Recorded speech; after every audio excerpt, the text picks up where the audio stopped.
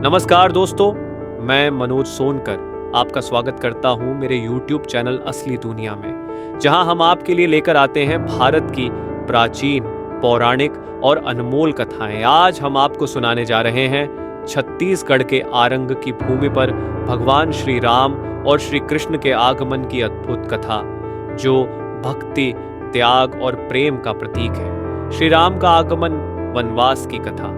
रामायण के अनुसार भगवान श्री राम अपने वनवास के दौरान छत्तीसगढ़ के जंगलों से होकर गुजरे। उस समय यह क्षेत्र दक्षिण कोसल के नाम से जाना जाता था और यहाँ के लोग उन्हें देखने और उनका स्वागत करने के लिए एकत्रित हो गए थे। भगवान श्री राम के साथ माता सीता और उनके भाई लक्ष्मण भी थे। ये क्षेत्र चरित्रवन के नाम से भी जाना जाता है, जहाँ भगवान राम ने कुछ समय बिताया था। छत्तीसगढ़ के निवासियों के साथ भगवान राम का प्रेम पूर्ण संवाद इस स्थान को और भी पवित्र बना देता है। स्थानीय लोग मानते हैं कि श्री राम के आगमन ने इस भूमि को आशीर्वादित किया और उनकी स्मृति को संजोने के लिए यहाँ की माटी में उनकी आस्था और भक्ति आज भी विद्यमान है। छत्तीसगढ़ में राम वनागमन पथ का निर्माण भी इस बात का प्रमाण है कि इस क्षेत्र में भगवान राम के आगमन की कथा लोगों के दिलों में गहराई से बसी हुई है। श्री कृष्ण का आगमन, राजा मोरध्वज की कथा। अब चलते हैं दूसरी कहानी की ओर, जो भगवान श्री कृष्ण से जुड़ी हुई है। इस कथा का संबंध छत्तीसगढ़ के महान राजा मोरध्वज से है। आरंग के राजा मोरध्वज भगवान श्री कृष्ण के अनन्य भक्त थे और उनकी भक्ति इतनी गहरी थी कि इसे परखने के लिए स्वयं भगवान कृष्ण ने अर्जुन के साथ यहाँ का रुख किया।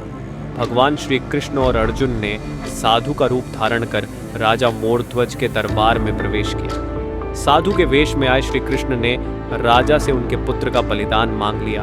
ये मांग अत्यंत कठिन और हृदय विदारक थी, क्योंकि अपने प्रिय पुत्र को खोने का विचार किसी भी माता पिता के लिए असहनीय होता है। लेकिन राजा मोरध्वज ने अपने भक्त धर्म का पालन करते हुए भगवान की इच्छा को सर्वोपरि माना और अपने पुत्र के बलिदान के लिए तुरंत तैयार हो गए। राजा और रानी ने अपनी संतान को बीच से काटने का कठिन निर्णय लिया, ताकि वे भगवान की इच्छा अनुसार अपना बलिदान पूरा कर सके। यह दृश्य अत्यंत हृदय स्पर्शी था और यह देख भगवान श्री कृष्ण बहुत प्रभावित हुए। उनकी भक्ति और त्याग ने भगवान के हृदय को पिघला दिया और श्री कृष्ण ने राजा का पुत्र उन्हें जीवित लौटा दिया। भगवान ने राजा मोरध्वज को आशीर्वाद दिया और कहा कि उनकी भक्ति सदियों तक इस भूमि पर श्रद्धा और प्रेरणा का प्रतीक बनी रहेगी।